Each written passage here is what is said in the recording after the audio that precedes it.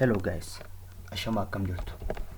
Kun YouTube Lataa Guutaa official page tutorialiiwwan computer science akkasumas general conceptiiwwan garaagaraa technology related kan ta'an isinii dhiyeessuun kan beekamudha. Kanaaf namoonni YouTube channel kanaaf haaraa taatan subscribe gochuu hin dagatinaa, like gochuu hin dagatinaa, yaada qabdan immoo comment jalatti nu barreessaa. Kanaan dura chapter 4 part 1 isaa waliin ilaalle turuun keenya ni yaadatama.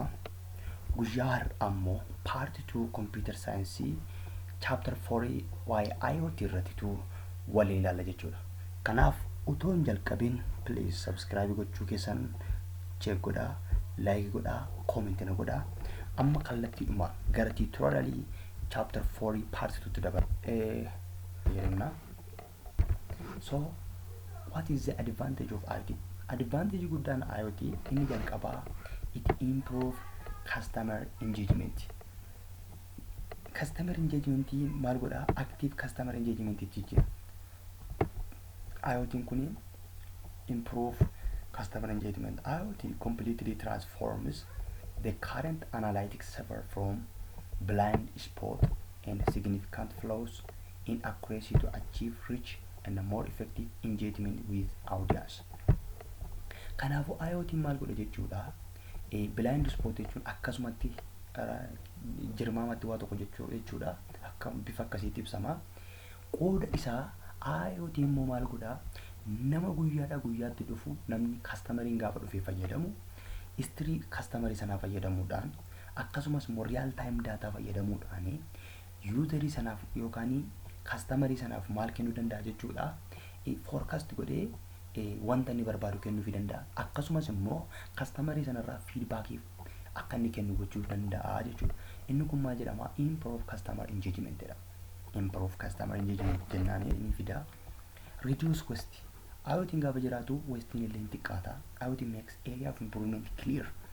Gaafa IoT fayyadamnu waan fayyadamuuf jennu sana yookaan area irratti fayyadamuu sana dursanii adda baafnee waan itti galluu fi wastage illee hin dhufu jechuudha.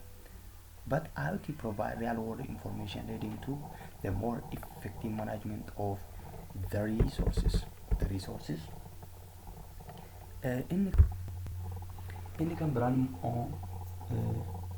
disadvantage. The disadvantage of IoT.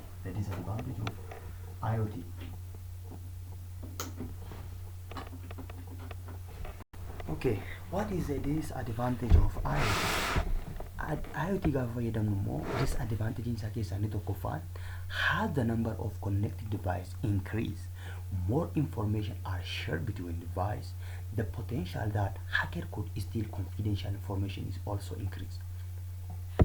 Isa jalqabaa kana irratti gaafa laallu kanaa ol kan jiru gaafa laallu devicein IoT irratti walitti connected ta'aa jiranii hamma dabalaa deeman. Devicein fakkeenyaaf 10 isaa ta'uu 20 30 ta'a hammuma deemu hamma devicein connected ta'u IoT irratti dabalaa deemu maaltu dabalaa deema jechuudha? Hackeroota yookaan warra information nama hatan illee keessa galuudhaan information confidential information yookaan information baay'ee barbaachisaa ta'e illee maal warra nu jala hatan illee keessa seenuu danda'u. Rakkinni guddaan IoTin qabu keessaa inni jalqabaa devicein akka dabalaa deemuuni devicein keenya akka connected ta'uu dabalaa deemuuni rakkoo nu mudachuu danda'anii rakkoo maaliif jechuudha? Rakkoo hackeriin seenuudhaan daataa nu jala hatuutu illee argama. Inni lammaffaan immoo bug in a system.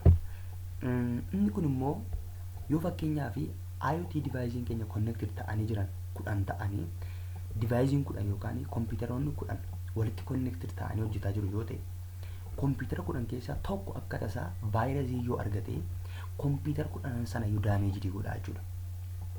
Inni lammaffaan kompiitara tokkittiin rakkoo teeknikaa godhate rakkoo vaayirasii rukutamee jennaan yookaan vaayirasiidhaan miidhamee jennaan kompiitara hunda isheetti daddabarsa waan ta'eef kompiitaroonni hundumtuu isatti connected ta'aa jiran hunda isaaniillee corrupted ta'u jechuudha.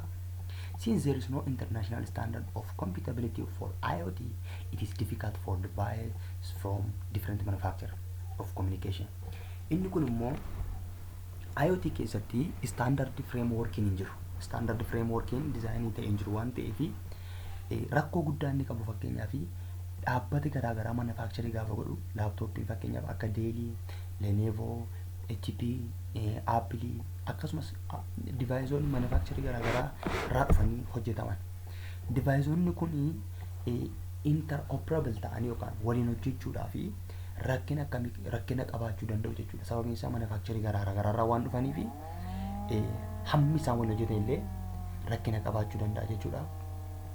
Enterprise may eventually have to deal with massive numbers, maybe even millions of IoT devices, and collecting and managing the data from all those devices will be challenging.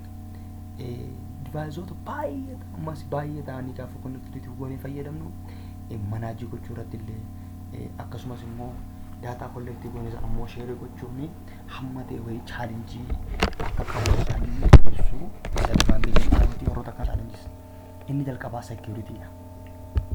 Jalqaba irratti akkuma dubbachuu danda'u sababa maaliitiin qabu. Inni lammaffaan immoo privacyidha. Asitti akkuma dubbanne privacy keessatti confidential information qabna jenneerra. Haa ta'u malee connected bug in a system, it likely that every connected device will be corrupted. Sababii devicein tokko virusii godhannaan devicein hundumtuu corrupted ta'u sababiin isaa inni guddaan maaliifi data sharing, data challenge isa complexity dha. Complexity IoT immoo mostly yeroo design goonudha, yeroo deployment isaa hojjennudha, yeroo maintenance hojjennu complexity ni jiraata jechuudha. Isaallee challenge dha. Compliance isaa immoo inni kan biraan immoo challenge maalii qaba jechuudha. Compliance IoT complexity makes the issue of compliance incredibly challenging when many considering standard software compliance. But inni kun immoo sababiin compliance inni immoo sababa complexity jiraate jennaan kunis ni dhufa jechuudha. Kanaafuu warroonni kun maal jechuudha challenge IoT qaban keessaa muraasa isaanii warra kanaaf action fudhachuudhaaf jechuudha. IoT device shares their data they collected by connecting to an IoT gateways or another edge device where data is either sent to the cloud to analyze or analyze locally. Inni jalqabaa asirratti amma IoT gateway ani daataan fudhameera asitti. Eessa keessaa fuune environment keessaa fuune. Erga environment keessaa manii qabaata jechuudha. Kanaafuu leeroota kana haa ilaalu. Inni jalqabaa sensoridha, sensing layer'idha. Inni taanu network layer'idha. Inni taanu data processing'idha. Inni dhumaammoo application layer'idha jechuudha. Kanaaf gamma IoT keessatti wanti isin beekuu qabdanii IoT'n akkamitti hojjetasa jedhuufi IoT'n isa jalqabaa IoT gateway fayyadamuudhaan data collected ta'e environment keessaa yookaan gara cloud'itti ergaa yookaan immoo locally maal gochuu qaba jechuudha. Locally analyze godha jechuudha. Haa ta'u malee daataan keenya gaafa collected ta'uu akkasitti ilaalaa jirrutti immoo akka doonatti ibsitti immoo haa ta'u malee daataan keenya erga collected ta'e booddee deviceonni kun ofuma isaaniitti share walii gochuudhaan act irratti godhu jechuudha. Yeroo act godhan immoo layer'idha gara layer'itti garaagaraa akkuma waliin ilaalu network'idha jechuudha. Sensor layer'iin kun maanni ga'insa? Maanni sensor layer yoo jenne it consists of several sensor. Sensorota baay'ee sensor layer'iin sensorota baay'ee kan of keessaa qabu ta'e its main purpose is to identify any phenomena in device peripheral and obtain data from real world.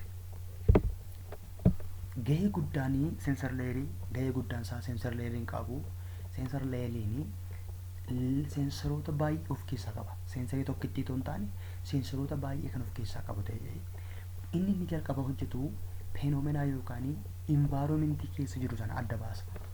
Ga'een isaa inni jalqabaa environment kamirratti akka hojjetaa jiru sensoriin dursee adda baasa. Water pollution yoo ta'e waa'ee bishaanii qorachuuf akka ta'uuf, waa'ee air pollution yoo ta'e dhimma qilleensaa qorachuudhaaf phenomenaan sun maal akka ta'e adda baasa. Phenomenaan sun waa'ee bishaaniiti moo waa'ee qilleensaati moo waa'ee qulqullina waan biraati moo jechaa jedhu phenomenaa kana adda baasa. Erga adda baasee booddee immoo daataa waa'ee wanta sana phenomenaa sanaatti barbaachisu collected gochuuf kan nuti fayyadamnu sensor layer'idha jedhama. So sensor in IoT device are usually integrated through sensor hub. Seensariin IoT keessatti kan inni itti walitti qabatee jiru seensar haabiidhaan. Seensar haabiidhaantu walitti qabatee jira. Maalni seensar haabiin immoo? Seensar haabii is common connection point for multiple sensor. Jalqaba maal jenneerra? Seensar leeriin several sensory qabaa jenneerra. Several sensory qabaa jenneerra. Several sensoriin sun kuni eessa keessatti integrated ta'u jechuudha. Seensar haabiittitu integrated ta'u jechuudha. Kanaafuu seensar haabii jechuun karaa biraa maalidha? Common communication point of multiple sensory dha jechuudha.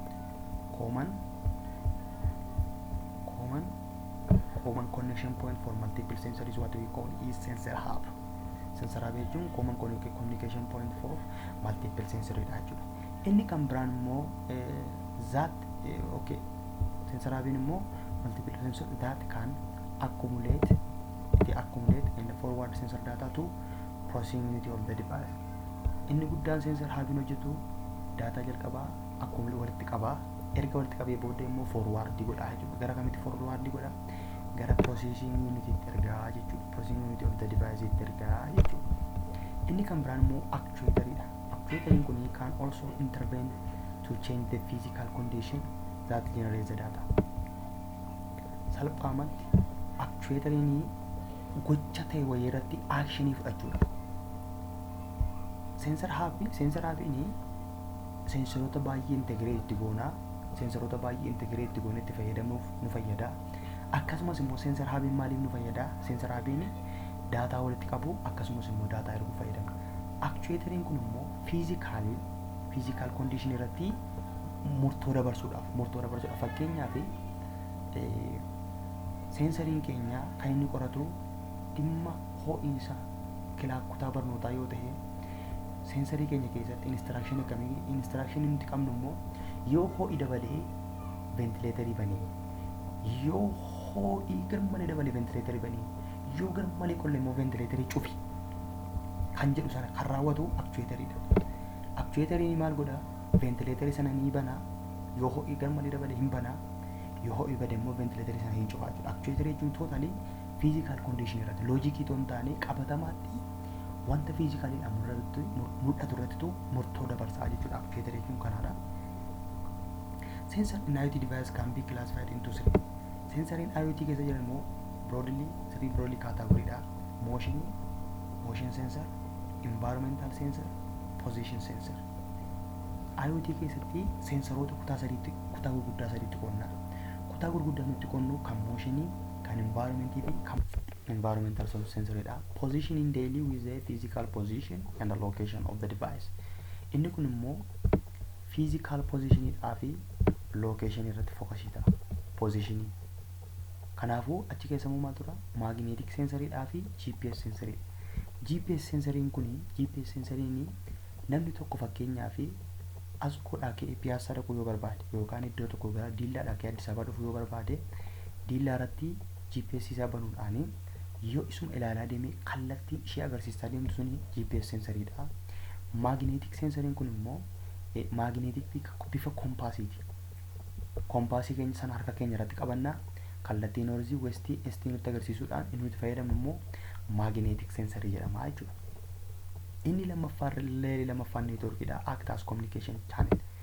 Maqaa kan biraan network layer communication channelidha. The other name of a network layer is communication layer. It transfers data collected from sensor layer to a connected device.